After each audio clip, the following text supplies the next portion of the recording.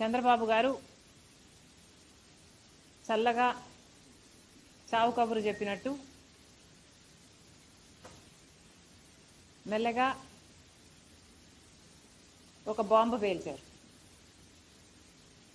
తిరుపతి దేవస్థానంలో తయారు చేసే లడ్డూలు బీఫ్ ఫ్యాట్తో తయారవుతున్నాయి అని. ఇది చిన్న విషయం కాదు. చంద్రబాబు గారు చెప్పిన విషయం ప్రకారం 12వ తేదీన ఒక శాంపుల్ లడ్డూ శాంపుల్ తీసుకుంటే, అంటే చంద్రబాబు గారు అధికారంలోకి వచ్చిన రోజు, ప్రమాణ స్వీకారం చేసిన రోజు, ఈ సమయంలో జగన్మోహన్ రెడ్డి గారు ప్రభుత్వం ఎంపిక చేసిన కాంట్రాక్టరే ఇంకా సప్లై చేస్తున్నారు. ఆ రోజున తీసుకున్న శాంపుల్లో బయటపడ్డ విషయం ఏమిటంటే, లడ్డూలు తయారు చేస్తున్న ఈ ఫ్యాట్లో ఈ అంశాలన్నీ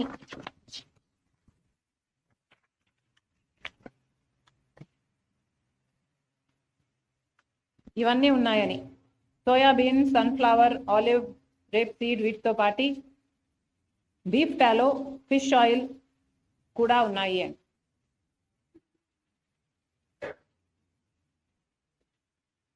ఇంత పెద్ద విషయం, కోట్ల మంది ప్రజలకు, వాళ్ళ భక్తికి, వాళ్ళ మనోభావాలకు సంబంధించిన విషయం, ఎంతో మంది సెంటిమెంట్స్, ఇమోషన్స్కు ముడిపడిన విషయం. మన రాష్ట్రంలోనే కాదు, మిగతా రాష్ట్రాల నుంచి కూడా ఇక్కడికి వస్తారు. దేశ విదేశాల నుంచి తిరుపతికి వచ్చే వాళ్ళు ఉన్నారు. శ్రద్ధ, భక్తి, శ్రద్ధలతో ఈ ప్రసాదం నిజంగానే కళ్ళకద్దుకొని తీసుకునే వాళ్ళు కోట్ల మంది ప్రజలు. అలాంటప్పుడు బీఫ్ టాలో, ఫిష్ ఆయిల్ కూడా ఉన్న, ఈ పదార్థాలు కూడా ఉన్న లడ్డూని ప్రసాదంగా ఇస్తున్నారు అని చంద్రబాబు గారు నిన్న చెప్పడం జరిగింది. చంద్రబాబు గారిని అడుగుతున్నాం, చంద్రబాబు గారు ఇంత పెద్ద విషయాన్ని మీరు ఇంత సునాయాసంగా, ఇంత క్యాజువల్గా ఎలా తీసుకోగలిగారు? కోట్ల మంది ప్రజలకు, వాళ్ళ మనోభావాలకు సంబంధించిన విషయం. ఈ విషయం మీరు కేవలం రాజకీయం చేయాలనుకున్నారా? కాబట్టే ఇంత సునాయాసంగా దాన్ని ఒక పాసింగ్ కమెంట్లా మీ 100 రోజులు సెలబ్రేషన్స్లో భాగంగా చెప్పారా? లేదు, నిజంగానే చంద్రబాబు గారికి దీని సివియారిటీ ముందే తెలుసా? ముందే తెలిస్తే మరి ముందే ఎంక్వైరీ ఎందుకు వేయలేదు? ప్రజలకు ఎందుకు చెప్పలేదు? ఇంత ఆలస్యంగా 100 రోజుల తర్వాత తాపీగా మీరు చెప్తున్నారంటే మీ ఉద్దేశం ఏమిటనుకోవాలి?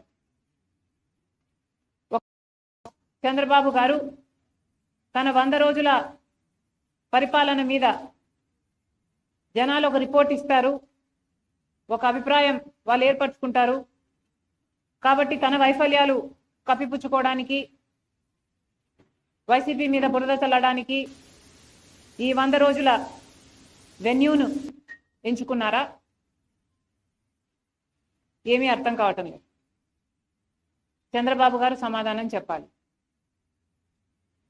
ఇంత పెద్ద విషయం, ఇంత పెద్ద విషయం ఇంత సునాయాసంగా చంద్రబాబు గారు తీసుకోవడాన్ని కాంగ్రెస్ పార్టీ ఖండిస్తుంది. మేమైతే దీన్ని చాలా సీరియస్గా తీసుకున్నాం. కాబట్టి మేము మినిస్టర్ ఆఫ్ హోమ్ అఫైర్స్ కూడా ఒక లెటర్ రాశాం. సిబిఐ ఎంక్వైరీ జరగాలి. ఎందుకంటే సిబిఐ ఎంక్వైరీ జరగకపోతే తప్పు ఎవరు చేశారు అని ఇంపార్షియల్గా ఒక ఎంక్వైరీ జరగకపోతే తప్పు ఎవరు చేశారు అన్న విషయం బయటికి రాదు. ఇది కేవలం రాజకీయం కోసం వాడుకుంటున్నారా లేక తప్పు నిజంగానే జరిగిందా? ఒకవేళ తప్పు నిజంగానే జరిగింటే తప్పు చేసిన వాళ్ళను శిక్షించాల్సిన అవసరం ఉంది. ఎందుకంటే వాళ్ళ మీద యాక్షన్ తీసుకోకపోతే మిగతా వాళ్ళు కూడా ఫైనాన్షియల్ బెనిఫిట్ కోసం ఇదే తప్పు చేసే ప్రమాదం ఉంది. కాబట్టి కాంగ్రెస్ పార్టీ ఈరోజు హోమ్ మినిస్టర్ గారికి, అమిత్ షా గారికి ఒక లేఖ రాస్తున్నాం, సిబిఐ ఎంక్వైరీ జరగాలి అని.